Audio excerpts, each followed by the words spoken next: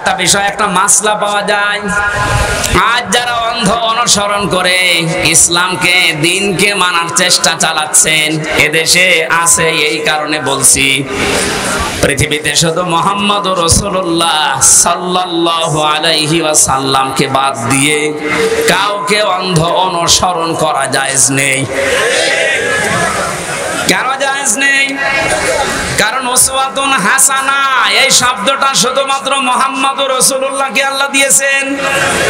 পৃথিবীর কাউকে আল্লাহ উসওয়াতুন হাসানা এটার গ্যারান্টি দেয়নি। লাকাদ কানা লাকুম ফি রাসূলিল্লাহি উসওয়াতুন হাসানা, অবশ্যই তোমাদের জন্য মহত্তম আদর্শ লুকিয়ে রেখেছি আমি আল্লাহ রাসূলুল্লাহর জীবনে। কার জীবনে? বলেন বলেন। আল্লাহকে এখানে বলতে পারতেন না যে আব্দুল্লাহ বিন মুহাম্মদ, মুহাম্মদ ইবনে আব্দুল্লাহ, তার জীবনের ভেতরে আমি লুকিয়ে রেখেছি। তার নাম তো আল্লাহ জানতেন, কেন তার নামটা এখানে উচ্চারণ না করে রাসূলুল্লাহ দিলেন? কারণ তিনি মুহাম্মদুর রাসূলুল্লাহ এই শব্দটা পেয়েছিলেন নবী হওয়ার পর থেকে। 40 বছরের আগ পর্যন্ত মানুষ তাকে আরব জাহানে বলতো আব্দুল্লাহ বিন মুহাম্মদ। আর 40 বছরে যখন তিনি কোরআন পেয়েছেন, তখন শুধু আব্দুল্লাহ বিন মুহাম্মদ না, হয়ে গেছেন রাসূলুল্লাহ। তাহলে অনুসরণ করা, অনুকরণ করা মুহাম্মদ ইবনে আব্দুল্লাহকে ফরজ না রাসূলুল্লাহকে ফরজ? আশা করছি আমি যেটা বোঝাতে চাচ্ছি আপনি বুঝবেন। এই বাংলাদেশ সহ বিশ্বের বহু জায়গায় আমি গিয়ে দেখেছি, তারা এখনো পর্যন্ত এ কথা বলছে আমরা নবীওয়ালা কাজ করি। হ্যাঁ, আপনি আব্দুল্লাহ বিন মুহাম্মদ, মুহাম্মদ ইবনে আব্দুল্লাহ, ইনি যতদিন পর্যন্ত নবী হওয়ার আগ পর্যন্ত নামে মানুষ তাকে ডাক দিয়েছে, আপনার জীবনে এই কাজগুলো আছে। কারণ তিনি ওই সময় সত্য কথা বলতেন, ভালো কাজের আঞ্জাম দিতেন। কোন মানুষ যদি বিপদে পড়তেন সেখানে এগিয়ে যেতেন। এই কাজগুলো মুহাম্মদ ইবনে আব্দুল্লাহর জীবনীতে আমরা সিরাত ইবনে হিশামে সিরাত বিশ্বকোষের ভেতর থেকে পেয়েছি। কিন্তু তিনি যখন রাসূলুল্লাহ হয়ে গেছেন, তার আপন চাচা আবু লাহাব পর্যন্ত সানের শত্রু হয়ে দাঁড়িয়েছে। এই বাংলাদেশ সহ বিশ্বে আজ যারা বলেন আমরা নবীওয়ালা কাজ করি না, আপনি মুহাম্মদ ইবনে আব্দুল্লাহর কাজ করেন। রাসূলুল্লাহ নবীওয়ালা কাজ যদি কেউ দাবি করে, উনি যেমন রাসূল হওয়ার পর থেকে 63 বছর, এই 23 বছরে 82 বার টার্গেট হয়েছিলেন ইহুদিদের, আপনি অন্তত 82 বার না হলেও 2 বার তো হবেন। আপনাকে ইহুদি, খ্রিস্টান, মুশরিক সবাই ভালোবাসে, সবাই ভালো বলে, বুঝতে হবে আপনার কাজ এখনো রাসূলুল্লাহর কাজ হয়নি। এজন্য আমাদের অনুসরণ করা দরকার এখন থেকে। মুহাম্মদ ইবনে আব্দুল্লাহ না রাসূলুল্লাহ? আরো জোরে। আল্লাহ রাব্বুল আলামিন রাসূলুল্লাহকে অনুসরণ, অনুকরণ করার তৌফিক আমাদেরকে যেন দান করেন, বলেন আমিন। এখানে অনুসরণ করার জন্য 27টা পয়েন্ট আমি পেয়েছি তাফসিরে। বিশ্ব নবীকে অনুসরণ করা লাগবে এই কারণে, কুল ইন কুনতুম তুহিব্বুনাল্লাহা ফাত্তাবিউনি ইউহিব্বুকুমুল্লাহ ইলা আখিরি আয়াত। সূরা আলে ইমরানের 31 নম্বর আয়াতে আল্লাহ জানিয়েছেন, হে নবী, মানুষকে আপনি এই কথা বলেন, যদি আল্লাহকে ভালোবাসিয়ে দাবি তারা করে, তারা যেন আপনার অনুসরণ করে। শব্দের দিকে খেয়াল করেন, ফাত্তাবিউনি, আমার অনুসরণ করো। এখন এই অনুসরণটা মাস্ট বি করাই লাগবে 1 থেকে 40 না 40 থেকে 63। এই সহজ কথাগুলো আপনি বুঝতে চান না, খালি ফতোয়াবাজি করেন কেন বলেন তো? 1 থেকে 40 বছর পর্যন্ত পৃথিবীতে কেউ যদি মুহাম্মদ ইবনে আব্দুল্লাহকে না মানে, অনুসরণ না করে, সে জান্নাতে যাবে না। একটা হাদিস দেখান। কোরআনের একটা আয়াত বলেন। কিন্তু মুহাম্মদ ইবনে আব্দুল্লাহ থেকে যখন রাসূলুল্লাহ হয়ে গেছেন, আমরা সবাই এখানে জানি উনি রাসূল হয়েছিলেন কত বছর বয়সে? আরো জোরে বলেন। 40 থেকে 63। কত? এই 23 বছরের 1 সেকেন্ডও যদি কেউ না মানে সে কাফের। ফতোয়া নতুন করে বানানো লাগবে? আল্লাহর কোরআন জানিয়েছে রাসূলুল্লাহকে অনুসরণ করা মাস্ট বি ফরজ। আমা আতাকুমুর রাসূল, আল্লাহ কিন্তু আমা আতাকুম মুহাম্মদ ইবনে আব্দুল্লাহ দেননি। শব্দগুলো একটু খেয়াল করে পড়তে পারেন না? আমা আতাকুমুর রাসূল, তোমাদের কাছে রাসূল যা নিয়ে এসেছে ফাখুযুহু,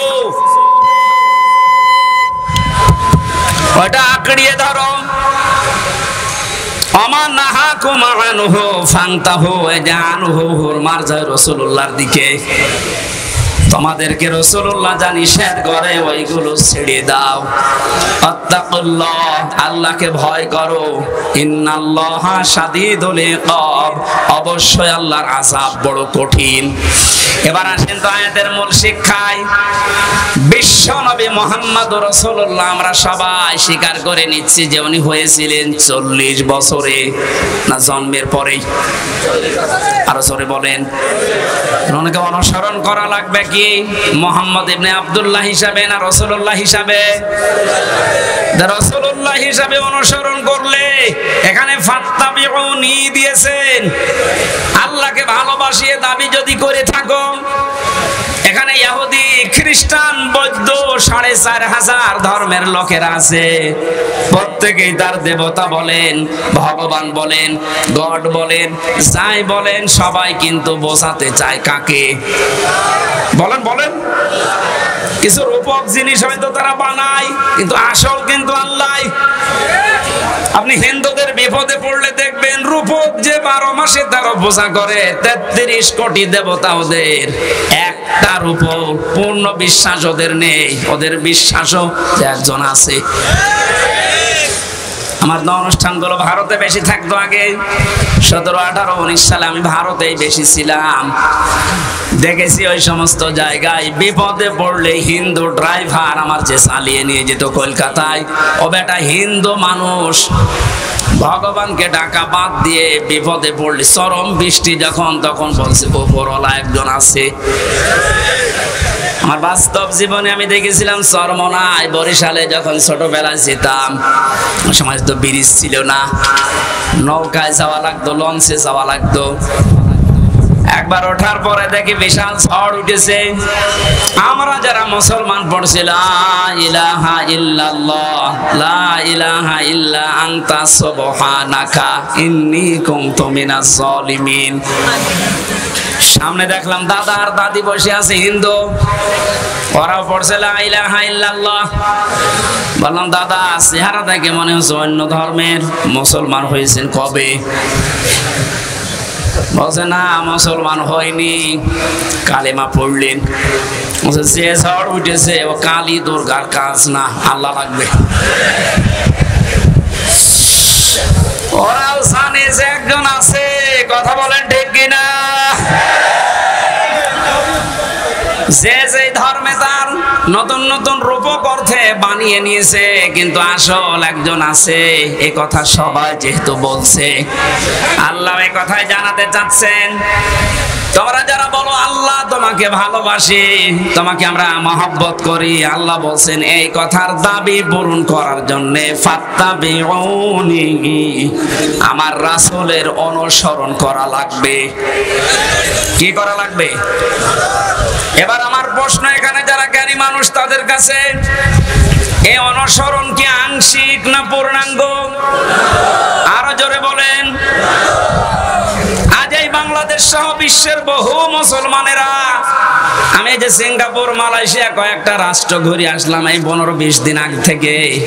বাস্তবতা দেখেছি, হাজার হাজার লক্ষ লক্ষ আমাদের মতো মুসলমান আংশিক কিছু মানা, কিছু অনুসরণের মাধ্যমে ওরা মনে করছে আমরা নাজাত পেয়ে যাব। অথচ ফাত্তাবিউনি, আমার অনুসরণ করো। আমরা সবাই স্বীকার করছি অনুসরণ আংশিক না, এটা পূর্ণাঙ্গ। নাকি আংশিক? পূর্ণাঙ্গ অনুসরণ করবেন আপনি। এখন অনুসরণ যখন আরম্ভ করবেন, আল্লাহ বলেন ওয়াগফির লাকুম যুনুবাকুম, দুইটা জিনিস আমি দেব। এক নম্বরে জীবনের যত অপরাধ আছে জাম্বন না দিয়ে যুনুব বহু বচন দিয়েছেন।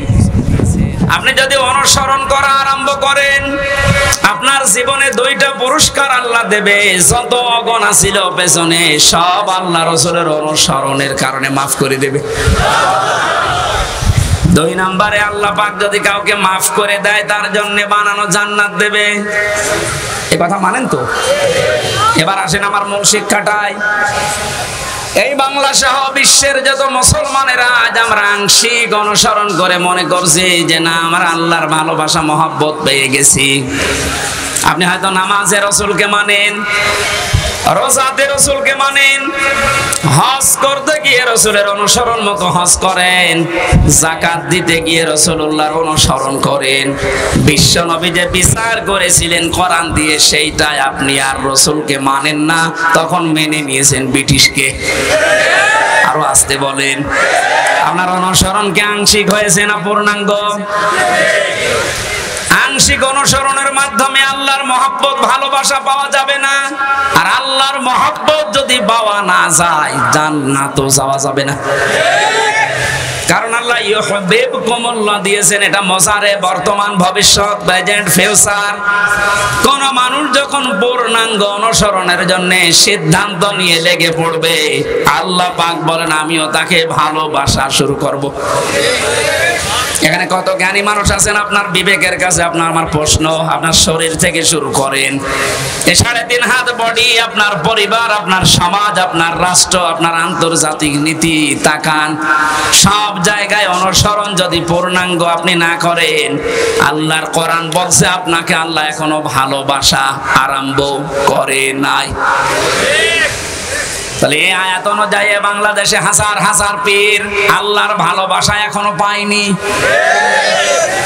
বেশি বলে ফেললাম? আশা করছি আমি যেটা বোঝাতে চেয়েছি এখন থেকে আর অপূর্ণাঙ্গ না, আমরা পূর্ণাঙ্গ অনুসরণ করতে চাই রাসূলুল্লাহকে। আর আজকের আমার তেলাওয়াত কি তো আয়াত ওইটাই। সূরা ইউনূস 25 নম্বর আয়াত, কোরআনে কারীমের 10 নম্বর সূরা। এটা 11টা রুকু আছে, 109টা আয়াত আছে। মক্কায় নাজিল হয়েছে। একটা আয়াত আর একটা আয়াতের আংশিক পড়েছি। আল্লাহ রাব্বুল আলামিনও জানিয়েছেন। এবার আমি তাফসীর আকারে শুরু করছি, জবান খুলে পড়েন। আউযু বিল্লাহি মিনাশ শাইতানির রাজিম। বিসমিল্লাহির রহমানির রহিম।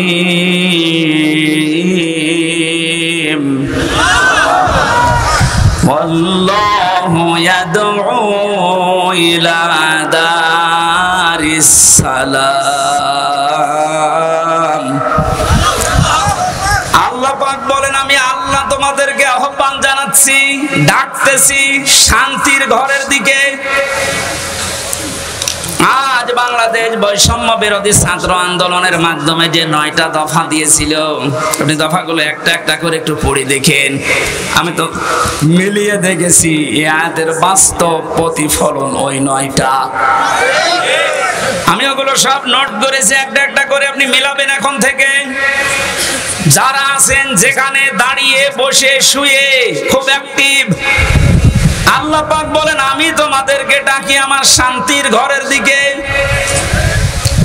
তাম বাংলাদেশের এই 56,000 বর্গ মাইল মনে করেন একটা ঘর। এটা কি? আর জোরে বলেন। আল্লাহ যে ঘরের দিকে ডাকতেছে ওই ঘরের নাম জান্নাত। ওই ঘরের নাম কি? 8 8টা জান্নাতের যে দরজা আমরা নাম শুনি, জান্নাতের দরজা 8টা না 100টার উপরে আমি কোরআনে পেয়েছি। এ বিষয়ে একটা বইও লিখেছিলাম ওই সময়, যে জান্নাতের স্তর 100টা, তার ভেতরে দারুস সালাম একটা দরজার নাম। দারুস সালাম মানে শান্তির বাড়ি বা ঘর। আল্লাহ পাক এখানে ডাক দিয়েছেন যে তোমরা শান্তির ঘরে প্রবেশ করো। এই পৃথিবীর মানুষ যেটা উদাহরণ দিলে বসে বেশি আমি ওইভাবে সেট করেছি। বাস্তবে আমরা দেখি একটা ঘর যদি কেউ বানাতে চায় বসবাসের জন্য, শান্তি পাওয়ার জন্য, ইসলাম শব্দটা এখানে আল্লাহ দিয়েছেন দারুস সালাম। সালাম সিলমুন, এখান থেকে ইসলাম, এর শাব্দিক অর্থ হচ্ছে শান্তি। কিন্তু কেউ যদি সুখ পেতে চায়, এর আলাদা একটা আরবি শব্দ আছে রহাতুন। রহাতুন মানে সুখ। রহাতুন মানে কি? ঘরের ভেতরে মানুষ সুখ পাওয়ার জন্যই প্রবেশ করে। এই যে এখান থেকে সারাদিন সারা রাত মানুষ কর্মজীবন শেষ করে যখন বাড়িতে যায়, ঘরে প্রবেশ করার সঙ্গে সঙ্গে একটা অজানা সুখ আপনাকে ঘিরে ধরে। আপনি হয়তো টের পান না, বাইরে যতক্ষণ আগে ততক্ষণ একটা আতঙ্ক কাজ করে, একটা ভয় ভয় কাজ করে। অথচ ঘরের ভেতরে 4 দেওয়াল দিয়ে যেটা আটকানো, কি আছে ওর ভেতরে, ওখানে গেলে একটা আলাদা শান্তি, ওই ভয়টা আল্লাহ যেন দূর করে দেয়। কথা বলেন ঠিক কিনা? আল্লাহ বলেন আমি এমন একটা ঘরের দিকে তোমাদেরকে ডাকছি যে ঘরে প্রবেশ করলেই তোমরা সুখ আর শান্তি দুইটাই পেয়ে যাবে। যেহেতু আমরা এখন একটা ঘর বানাবো, ঘর বানাতে প্রথমে খুঁটি দেওয়া লাগে। কি দেওয়া লাগে? খুঁটি বা পিলার দেওয়া লাগে। আল্লাহ যে ঘর বানাতে আমাদেরকে নির্দেশ দিচ্ছে যে শান্তির ঘরে প্রবেশ করো, এই ঘর যদি 56,000 বর্গ মাইলকে আপনি বানাতে চান, তাহলে 4টা খুঁটি আল্লাহর কাছ থেকে নেওয়া লাগবে। এই খুঁটিগুলো যদি কেউ ভারত থেকে নেয়, বিপদে পড়বে। ওরা এখন বিপদে আছে। কথা বলেন না কেন? ওরা বহু চেষ্টা চালিয়েছিল ওই সময় পাকিস্তান থেকে আমাদের এই চেষ্টাকে ভাগ করার জন্য। ওরা যেমন সাহায্য করেছে 7 সিস্টারের মাধ্যমে ওদের দেশকে ভাগ করার জন্য, আমরাও সাহায্য করব। সালান আমরা শোধ দিয়ে দেব, করেছেন আমরা ওইটাই করব। আপনারা ওই সময় ভাগ করে যদি আমাদের বন্ধু হয়ে যান, আমরাও কথা বলছেন। শুরু হয়ে গেছে অলরেডি, আলাদা পতাকা বানিয়ে উড়িয়ে দিয়েছে মণিপুরে। খেলা হবে না, খেলা আরম্ভ হয়ে গেছে। আপনারা যেমন আমাদের এতদিন বলেন আমরা বন্ধু, কারণ আপনাদের সেই পাকিস্তান আর এই বাংলাদেশ মাঝখানে ছিলাম, আমরা আলাদা করে দিয়েছি, এই জন্য আমরা আপনার বন্ধু। আমরাও পাশে তো দেখলাম ডক্টর ইউনূস প্রথমেই ঘোষণা দিয়েছিল এদেশকে অশান্ত করার জন্য যদি চেষ্টা চালান 7 সিস্টার থাকবে না। মানে যদি নাও করে, ওনার পেছনে যে দেওয়াল আছে তারা হয়তো একটু কাটি নাড়াচ্ছে। আন্তর্জাতিক যে বিষয়গুলো আমি এখানে বলতে চাচ্ছি না। যাই হোক, আমি এতটুকু টাচ দিলাম, ওরা আমাদেরকে পাকিস্তান থেকে আলাদা করে যদি ওরা বন্ধু হয়, ওদেরকে আমরা এই 7 সিস্টার 7টা অংশে ভাগ করে বন্ধু হব। আমরা তো ওরা একটা করেছিল, আমরা 7টা করে দিচ্ছি। আমরা আরো বড় বন্ধু না?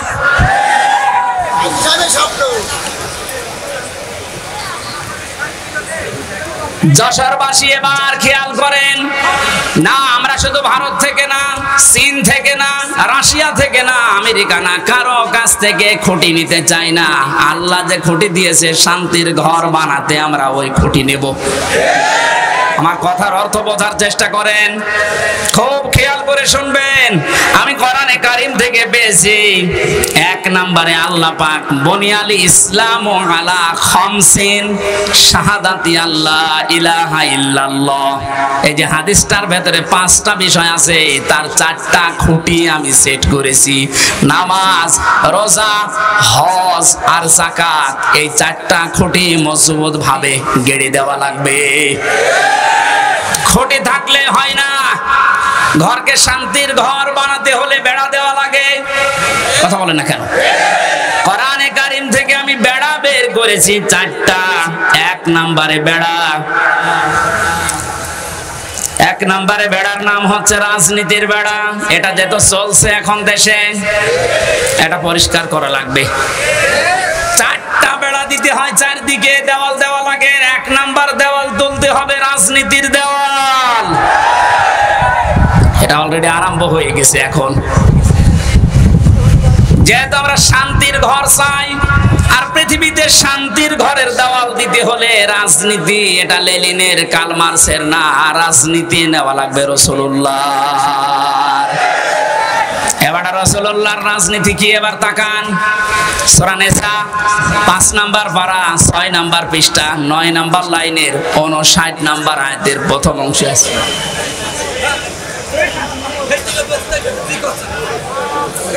শেষ করে দেব না? ওই লোকটাকে তুলে আমার চেয়ারে বসিয়ে দিই।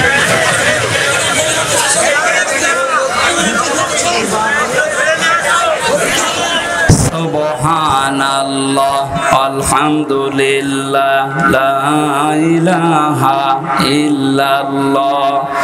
সুবহানাল্লাহ আলহামদুলিল্লাহ লা ইলাহা ইল্লাল্লাহ। মাইকের আওয়াজ আর বাড়ান, গলা ব্যথা করছে।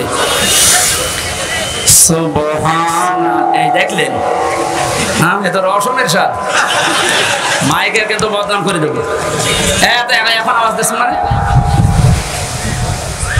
আমার গলাটা নষ্ট করার জন্য ধান্দা আছেন না? আপনার আওয়াজ থাকতে আওয়াজ না বাড়িয়ে রেখে দিয়েছেন কোন কারণে?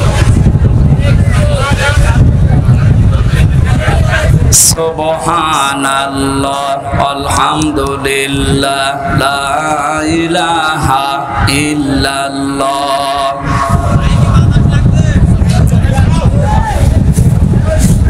ফ্যানটা একটু 4 আঙ্গুল থাক। লা ইলাহা ইল্লাল্লাহ মুহাম্মাদুর রাসূলুল্লাহ। যশোরবাসী, শান্তির যে ঘর আমরা নির্মাণ করতে যাচ্ছি, এই ঘরে যারা রাজনীতির বেড়া হিসাবে থাকবে, এই মানুষগুলোকে অনুসরণ করার একটা বিশাল সুন্দর সিস্টেম আল্লাহ আয়াতে দিয়েছেন। আল্লাহ পাক বলেন, আমাকে অনুসরণ করো, আমার রাসূলকে অনুসরণ করো। তোমাদের ভেতরে যারা রাজনীতি করবে, নেতা হবে, নেতৃত্ব দেবে, তাদেরকে অনুসরণ করবা। কিন্তু শিক্ষা হচ্ছে আতিউ, এই শব্দটা এটা একটা ফেল, এটা ভার্ব, এটা ক্রিয়া। এটা আল্লাহ নিজের নামে আর রাসূলের নামে দিয়েছেন, কিন্তু উলিল আমর যারা রাজনীতি করবে, নেতৃত্ব দেবে, নেতা হবে, তাদের আগে দেননি। বাংলার মুসলমানেরা, এমন একটা ঘর যেহেতু আমরা নির্মাণ করতে যাচ্ছি, যে ঘরে প্রবেশ করলে কোনো ভয় থাকবে না। কথা বলেন না কেন? কোনো চিন্তা থাকবে না। বলেন বলেন। এমন একটা ঘরে আমরা যেতে প্রবেশ করতে ইচ্ছা করছি বা প্রবেশ করব বলে আশা করছি, যে ঘরের ভেতরে, ঘরের এরিয়াতে গেলে কোনো চিন্তায় থাকবে না। ঘরের পাশে যে যদি ছিনতাইকারী ধরে, ঘরের ভেতরে যারা বসবাস করছে, ওরা দা নিয়ে, খন্তা নিয়ে, বটি নিয়ে, কথা বুঝতেছে, বাড়ির ভেতর থেকে এসে ছিনতাইকারীকে এই ঝিনাইদার সাবেক এমপির মতো টুকরা টুকরা করে ফেলবে। আমার মনে হচ্ছে এরা না বুঝে চিল্লাচ্ছে। না, আমি জানি আপনারা বুঝে ফেলেছেন। শান্তির যে ঘর আমরা বানাতে যাচ্ছি, যা প্রবেশ করতে যাচ্ছি, যে সিস্টেম গুলো দিয়ে রাজনীতির এই বেড়া দেওয়ার জন্য, দেওয়াল দেওয়ার জন্য, আমাদের সামনে যারা আসবে রাজনীতি করতে, এই বেড়া দেওয়ার আগে দেখতে হবে আল্লাহ রাসূলকে মেনে চলে কিনা। এই জন্য আতিউটা আল্লাহ উলিল আমর রাজনীতি নেতাদের আগে দেননি। এখন থেকে সিদ্ধান্ত নিয়ে বাড়ি যাবেন আজকে। এই বেড়াটা যেহেতু সামনে দেওয়া লাগবে শান্তির ঘরে, সুতরাং আল্লাহ রাসূলকে যদি আমার বাবা হয়েও মেনে না চলে, ওই বাবাকে আমি ভোট দেব না। আর আমার আত্মীয় না, দূরের মানুষ, মানুষ, ও যদি আল্লাহ রাসূলকে মেনে চলে ওর দ্বারা দুনিয়া এবং আখিরাতে আমার কাজ হবে। এই যে কাজ হবে ওর দ্বারা, এটা আমি বানালাম? বলেন। সূরা নিসা 5 নাম্বার পারার 10 নাম্বার পৃষ্ঠার 12 নাম্বার লাইনের 85 নাম্বার আয়াতে আছে, মাইয়াশ ফাআশাফাতান হাসানাতাই ইয়াকুল্লাহু নাসীবুম মিনহা ইলা আখির আয়া। দলিলগুলো লম্বা করছি না, গরমে আমার ভেতরে ঘেমে যাচ্ছে, জন্য তাড়াতাড়ি করছি। দুনিয়ায় যারা একটা ভালো কাজে সুপারিশ করবে, ভোট দেবে, রায় দেবে, সমর্থন জানাবে, ওই লোকটা চেয়ার পাওয়ার পরে যে ভালো কাজ করে সওয়াব পাবে, আপনি শুধু এই রায় দেওয়ার কারণে একই সওয়াব পাবেন। যেই লোকটা এই কাজ করে আমাকে উপকার করছে দুনিয়া এবং আখিরাতে, সে যদি আমার দোলা ভাই না হয়, আমার বাবা না হয়, ও যদি আল্লাহ রাসূলকে মেনে চলতে পারে, ওকে আমি সমর্থন জানাবো, সাপোর্ট করব, সুপারিশ করব। কারা এই মতের সাথে রাজি আছেন দেখি লিল্লাহে তাকবীর।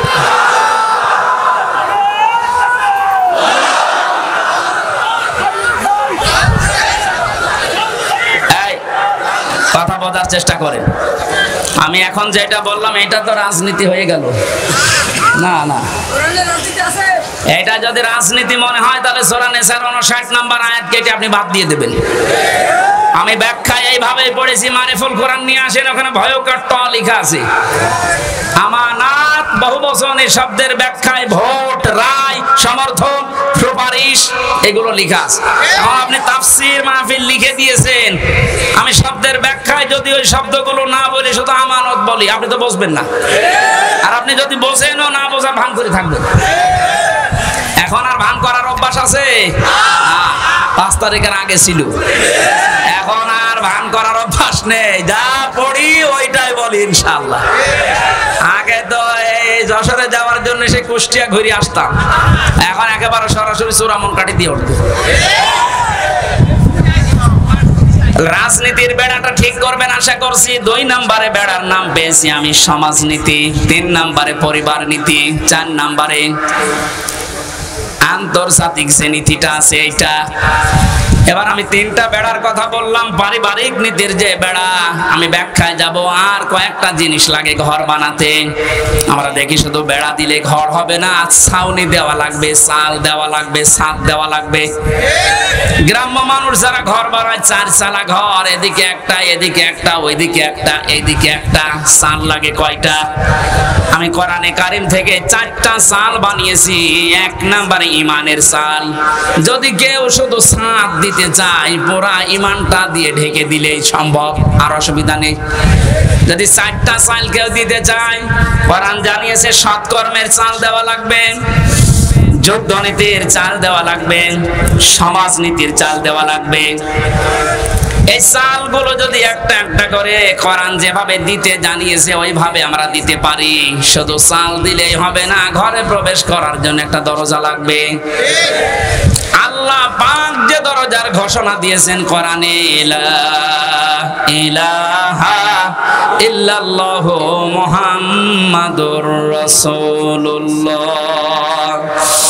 আল্লাহর এই শান্তির ঘরে যদি কেউ প্রবেশ করতে চান, তাহলে এই কালেমা পড়ে এই দরজা দিয়ে প্রবেশ করা লাগবে। গত পরশুদিন আমার চুয়াডাঙ্গা ছিল, স্বামী স্ত্রী 2 জন এই দরজা দিয়ে অলরেডি প্রবেশ করেছে। এর কয়েকদিন আগে ছিল গাইবান্ধা, সরঞ্জিত নাকি নাম যেন, এই লোকটা এই দরজা দিয়ে আল্লাহর এই শান্তির ঘরে অলরেডি প্রবেশ করেছে। প্রতিদিন প্রতিনিয়ত আজকেও দেখলাম 26 জন আল্লাহর এই কালেমা পড়ে এই দরজা দিয়ে অলরেডি শান্তির ঘরে ঢুকে পড়েছে। আমরা তো আগে থেকেই ঢুকে বসে আছি। তাহলে আল্লাহ আছে ঘর বানাতে বললেন, এই ঘরের দরজার নাম কালেমা। নাম কি? জবান খুলে একবার পড়েন, লা ইলাহা।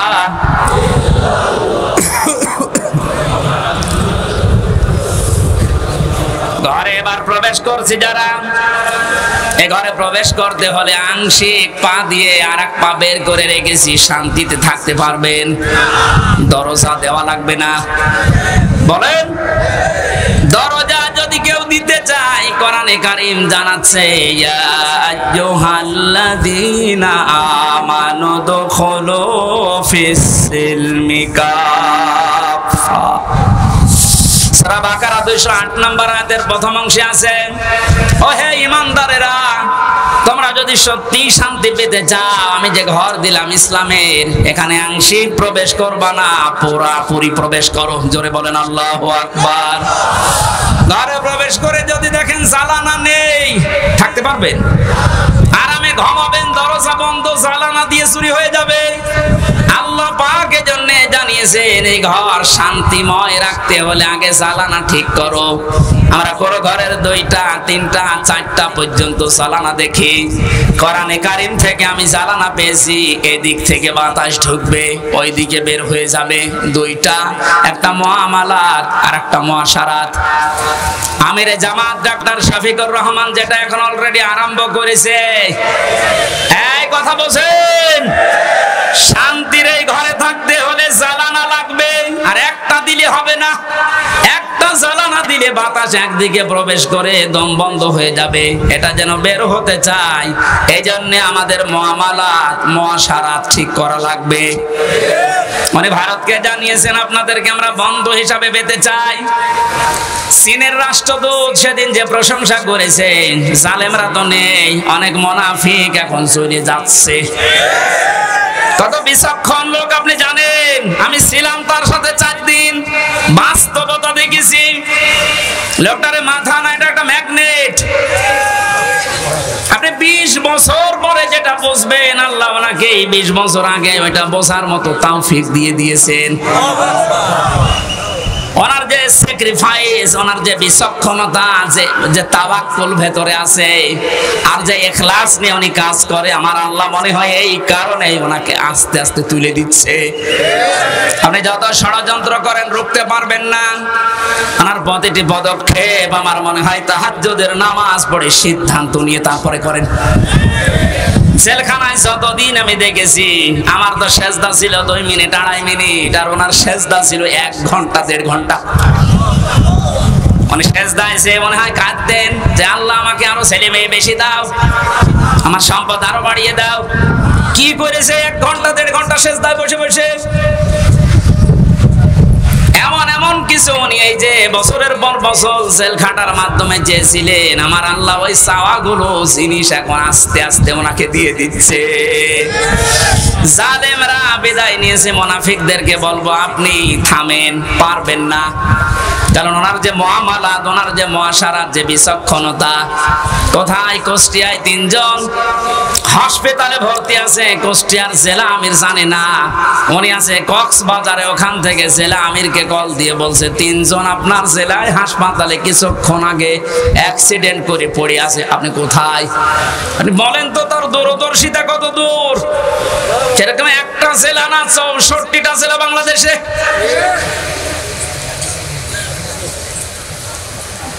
শুধুমাত্র জ্বালানা দিলেই হবে না, আন্তর্জাতিক যে জ্বালানাগুলো আছে উনি ঠিক করার জন্য চেষ্টা চালাচ্ছে। আল্লাহ যেন ওনাকে নিজের কুদরত দিয়ে পরিচালিত করেন, বলেন আমিন। শুধু জ্বালানা থাকলেও ঘর ঠিক থাকে না, ভেন্টিলেটর লাগে। কথা বলছেন এখানে? ভেন্টিলেটর লাগবে না আলো বাতাস প্রবেশ করার জন্য, ডিশের তার লাগানো লাগবে না, বিদ্যুতের তার লাগানো লাগবে, ওয়াইফাই তার লাগাবেন, নাই তো আপনি আন্তর্জাতিক বিশ্ব নিয়ে খেলবেন কি করে, জানবেন কি করে। এই জন্য ভেন্টিলেটর লাগবে কমপক্ষে 2টা 4টা। আল্লাহ রাব্বুল আলামিন কোরআনে কারিমে এমন সুন্দর সুন্দর ভেন্টিলেটর দিয়েছেন। সূরা আলে ইমরানের 85 নম্বর আয়াতে আছে, সূরা আলে ইমরানের 83 নম্বর আয়াতে আছে, সূরা আলে ইমরানের 19 নম্বর আয়াতে আছে। সুবহানাল্লাহ বলতে পারেন নাই? আমার গলা ব্যথা করছে, এজন্য দলিলগুলো শুধু নাম বলছি। এভাবে যদি ঘর আমরা একটার পরে একটা পয়েন্টে যে সাজালাম, এগুলো একটা করে এখন ব্যাখ্যা আরম্ভ করব। আমার যে প্রথম ঘরের খুঁটির পরে যে চাল আমরা দিয়েছিলাম, নামাজের ব্যাখ্যা, রোজার ব্যাখ্যা, হজের ব্যাখ্যা, যাকাতের ব্যাখ্যা, একটা করে খুঁটির ব্যাখ্যা দিলে এরকম 4 দিন লাগবে। আপনারা এগুলো সব কম বেশি জানেন, এজন্য এই খুঁটিগুলো আমার বলার দরকার নেই। কয়েকটা সালের কথা, কয়েকটা বেড়ার কথা, দেওয়ালের কথা আমি বলছিলাম, তার ভেতরে একটা রাজনীতির বেড়া আমরা ঠিক করব তো ইনশাআল্লাহ। বাস্তলা রসুলকে মানি না, ও আমার পীর হলেও ওরে মানি না, আমার বাবা হলেও মানি না, আমার ভাই হলেও মানি না। আল্লাহ রসুলকে মেনে চলে, ও যদি এখানে বাড়ি না, আমার আত্মীয় না, কারণ এই বেড়া আমার দেওয়া লাগবে। এরপরের বেড়ার নাম পারিবারিক জীবনের বেড়া। এ বেড়ায় হাজারো মানুষের আমাদের ঠিক নেই, এখানে অনেক আলেম পর্যন্ত আছে, আমি বাস্তবে দেখেছি তাদেরও পরিবারে খাস পর্দা হয় না। আমি শপথ নেওয়ার জন্য গত 8 তারিখে 8 দিন আগে আমিরে জামাত এসেছিল কুষ্টিয়ায়, আমার ডেট ছিল ওই দিন।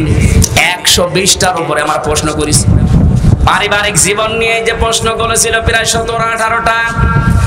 সারা দেশে আমি ওয়াজ করে বেড়াচ্ছি, সারা দেশে আমি ঘর চেয়ে বেড়াই, অথচ আমার ঘরে টিন নেই। আমারে যেগুলো প্রশ্ন করেছে মিথ্যা তো বলা যাবে না, বাস্তবে একেবারে সত্য মিলিয়ে দেখলাম না, মিলছে না। রকম মানে যে খুঁটি নির্ভর করা যায় এমন জিনিস, সেটা আসলে আমারে হয়নি।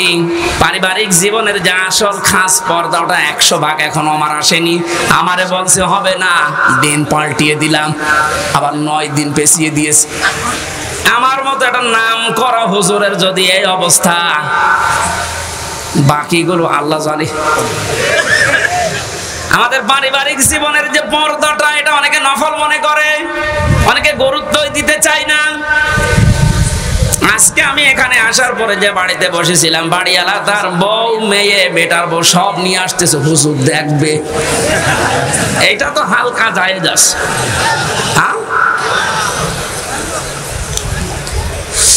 মেয়েদের পর্দা পারিবারিক জীবনে যে ফরজ, এটা অনেকে জানেই না। এদের একামতে দিনের খুঁটি হওয়ার জন্য, আমি আরবিটা বললাম না, খুঁটি হওয়ার জন্য অনেক কাঠ খড়ি পোড়ানো লাগে।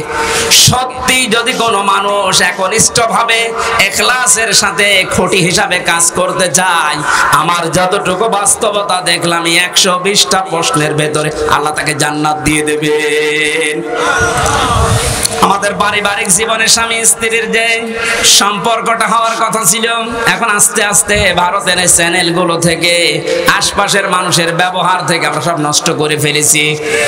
অধিকাংশ স্ত্রীর স্বামীর ওপরে শ্রদ্ধা নেই, ভক্তি নেই, খালি ভুল ধরার চেষ্টায় থাকে। এরকম বউ নেই? আরো আসতে বলেন। এ পৃথিবীতে যত খারাপ স্বামী হোক, ফেরাউনের মতো এত খারাপ স্বামী কারো কপালে জুটেছে? নিজের স্ত্রীর হাতে ব্রেক লাগিয়েছে, পায়ের ভেতরে ব্রেক লাগিয়েছে, কপালের ভেতরে শলাকা দিয়েছে, মাথার উপরে গরম তেল ঢেলে দিচ্ছে। হযরতে জিবরাইলকে আল্লাহ বললেন, জান্নাতটা নিয়ে ধরো আমার এই বান্দির সামনে। হযরতে আসিয়া জান্নাত দেখার পরে বলতে পারতেন, আল্লাহ তুমি আমার মরণ দিয়ে জান্নাতে প্রবেশ করাও। তিনি বলেননি।